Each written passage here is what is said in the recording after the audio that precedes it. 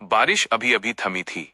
नूराबाद की छोटी सी बस्ती में सड़कों पर पानी के गड्ढे बने थे और उनमें आसमान की टिमटिमाती बत्तियां झिलमिला रही थीं।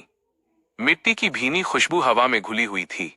इन्हीं गलियों से होकर एक 12 साल का लड़का यूसुफ रोटी की टोकरी उठाए बाजार की तरफ जा रहा था।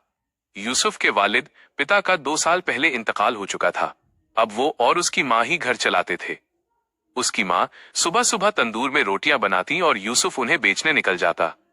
मुश्किल जिंदगी थी, लेकिन उसकी माँ हमेशा कहती, बेटा, दौलत तो मिट्टी है, असली रोशनी ईमान और नेकी में है। एक शाम जब ठंडी हवा चल रही थी और बाजार से लोग अपने अपने घर लौट चुके थे, यूसुफ भी अपनी टोकरी लेकर घर की ओर चल पड़ा। रास्ते में उसने एक सुनसान गली में एक हल्की सी रोशनी देखी, जैसे कोई छोटा सा दिया झिलमिला रहा हो। वो उत्सुकता से वहां गया तो देखा कि एक बूढ़ा आदमी जमीन पर बैठा है। उसके पास एक पुराना लालटेन रखा था, जिसमें तेल लगभग खत्म हो चुका था। वो कांप रहा था, कपड़े भी फटे हुए थे। यूसुफ ने धीरे से कहा, अस्सलामु अलैकुम बाबा। बूढ़े ने सिर उठाया, मुस्कुराते हुए जवाब दिया, वालेकुम अस्सलाम बेटे। इतनी रात में यहाँ क्या कर रहे हो?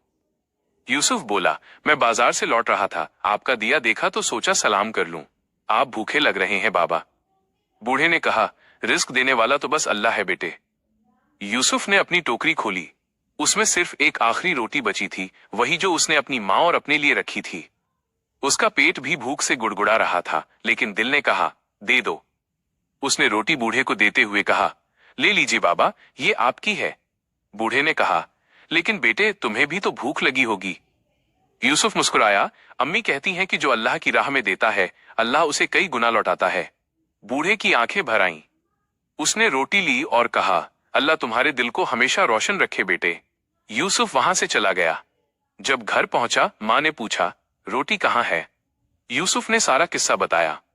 माँ ने उसे गले लगाते हुए कहा, बेटा, तूने आज सबसे अच्छा सौदा किया है, अल्लाह के साथ का सौदा। उस रात यूसुफ ने एक अजीब सपना देखा। वो उसी गली में खड़ा था, लेकिन अब वहां एक नहीं, सैकड़ों दिए जल रहे थे, जिनकी रोशनी आसमान तक जा रही थी। एक नरम सी आवाज आई, जो रोशनी तूने बांटी वो कभी बुझ नहीं सकती।